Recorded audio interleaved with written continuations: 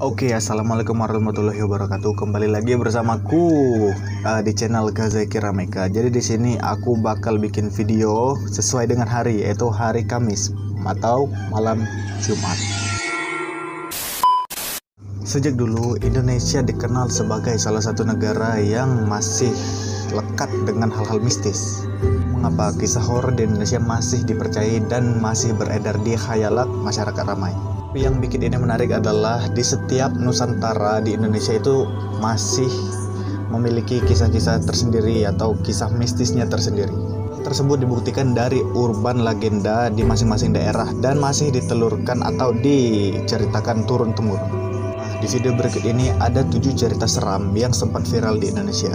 Apa saja ceritanya? Ayo kita lanjut langsung. Oke, video pertama ini adalah cerita seram pertama yang datang dari kisah yang pernah viral di tahun 2019, yaitu KKN Desa Penari.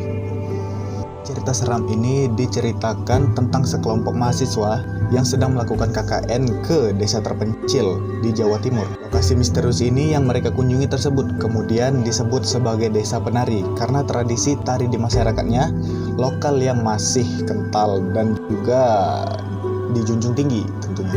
Sekelompok mahasiswa yang seharusnya menjalani KKN dengan serius tersebut malah diceritakan melanggar beberapa aturan dan norma yang berlaku di desa tersebut.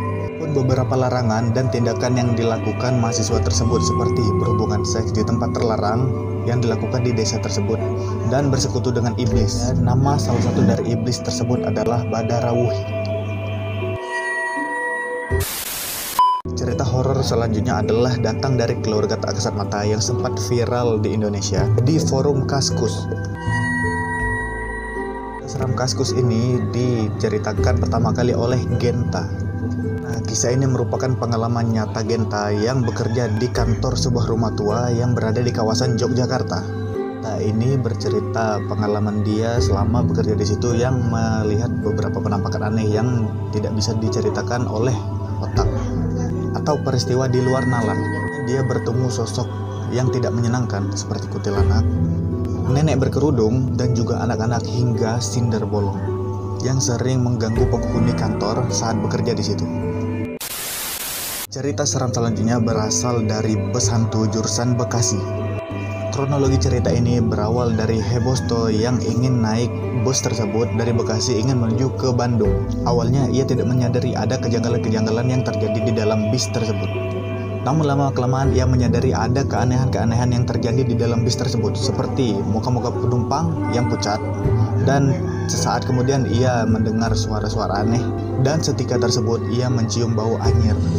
Tak tahan dengan kengerian tersebut, ia pun mengambil ponsel HP-nya untuk merekam kejadian di dalam bis tersebut. Namun tak disangka, hasilnya sangat mengejutkan. Tak tampak seorang pun di dalam bis tersebut, padahal dia merasakan banyak sekali penumpang yang duduk ingin pergi satu jurusan dengan dia. Salah satu kampus terbaik di Indonesia, UGM pun memiliki cerita yang sangat seram atau horor yang berada di kalangan universitas tersebut yang sering mengganggu para pelajar atau siswa-siswi di situ. Terdapat urban legenda yang bernama Mbak Yayu.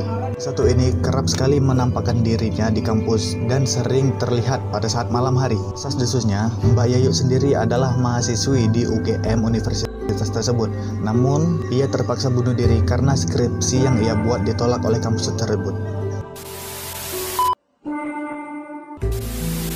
Mistis lainnya datang dari lokasi pembunuhan yang paling fenomenal di dunia atau di Indonesia sendiri, yaitu Lubang Buaya. Nah, ini Lubang Buaya masih memberikan nuansa yang sangat menyeramkan bagi siapa saja yang melihatnya. Menurut beberapa kabar, terlebihnya lagi saat orang-orang melintas di situ kerap kali melihat sosok tentara yang mukanya berlumuran darah. Peristiwa ini sangat terkenal di Indonesia yang memiliki judul G30 SPKI.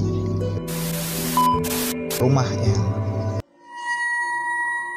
Ini berada tepat di Yogyakarta. Dikisahkan salah satu dari teman Radit yang sering berkunjung ke rumah tersebut. Dia mengaku banyak memiliki kisah misterius saat berada di rumah tersebut. Salah satu peristiwa yang paling mengerikan yang dialami oleh teman Radit adalah saat lemari itu bergerak sendiri. Itu lemari loh, bukan kursi.